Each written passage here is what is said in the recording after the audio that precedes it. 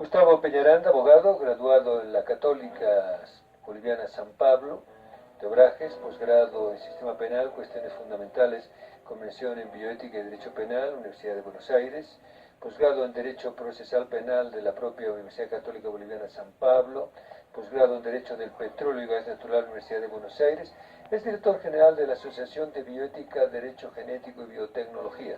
Es miembro de la Sociedad Iberoamericana de Derecho Médico, SIDEM. Doc Peñaranda, abogado, ¿qué es el genoma humano? Buenas noches. Buenas noches, padre. Un gusto Invisible, estar, por favor. Hombre invisible. Hombre invisible, muy buenas noches estar en su programa. Bueno, el genoma humano es la esencia del ser humano. Toda persona tiene un código genético y un genoma. El genoma humano... ¿Es el código genético que el genoma? No, es lo mismo. ¿No? Es lo mismo. Es lo mismo. Es lo mismo. En 1997 se proclama la Declaración Universal del Genoma Humano. Más de 180 países, un poco saliendo del tema político, social, de idioma, sociológico y jurídico, llegan a un consenso muy importante en declarar patrimonio de la humanidad al genoma humano. Cuando hablamos de genoma humano tenemos que hablar de la especie humana, es decir, el derecho genético en este caso protege al genoma humano, a toda la humanidad. Sin embargo, la Declaración Universal del Genoma Humano prohíbe que cuando el genoma prohíbe la manipulación genética en su estado natural, es decir, usted, yo y todos los miembros de esta tierra tienen un genoma humano que debe ser protegido. Ahora, ¿qué es lo que el derecho pretende y tiene que proteger? Es que no se atente contra el patrimonio genético de las personas. ¿Cuál es la diferencia?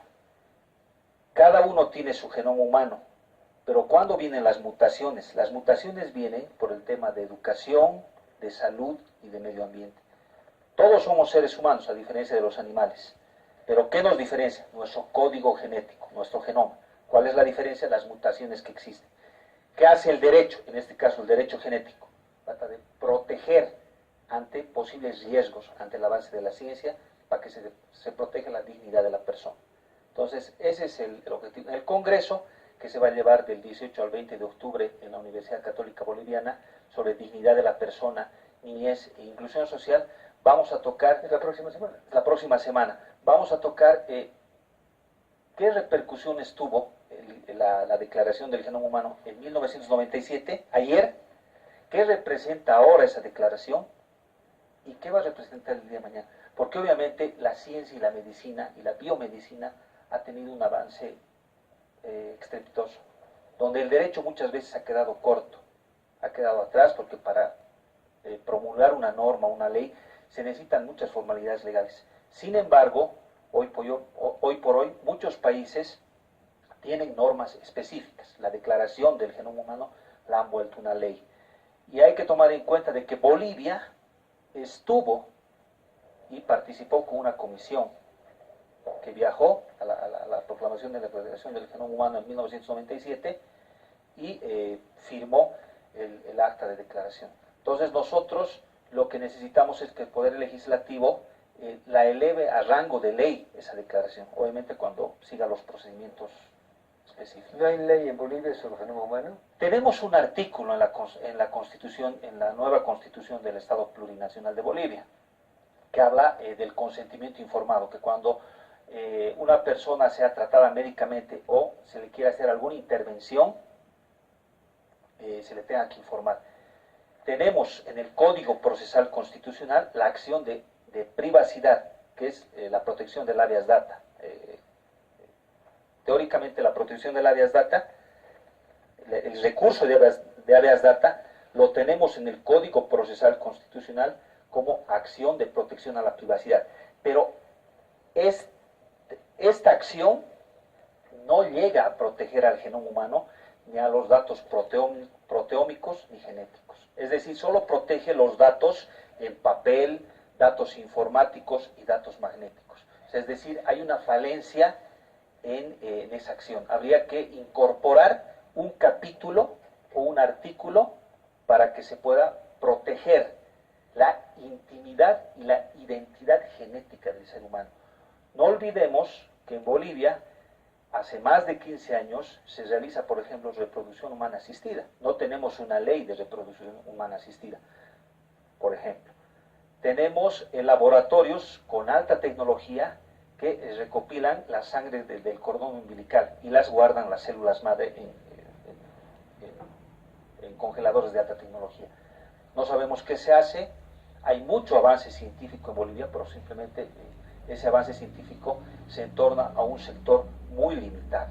Por lo tanto, debemos tener una ley que proteja la intimidad y la identidad genética del ser humano. ¿Qué relación, don Gustavo Peñaranda, abogado, hay entre la bioética y el derecho penal? Bueno, cuando hablamos de bioética, hablamos del ser humano.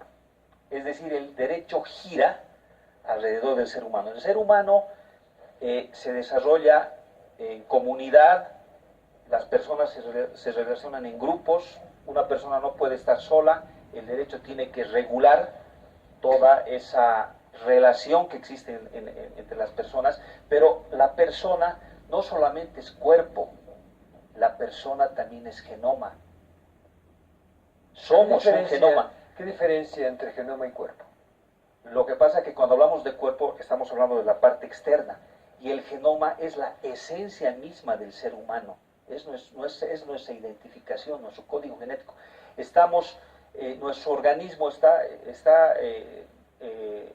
tiene una estructura celular, hay muchas células que nosotros estamos formados por varias células, entonces el código genético es único en cada persona y es la esencia del ser humano, es decir, nuestro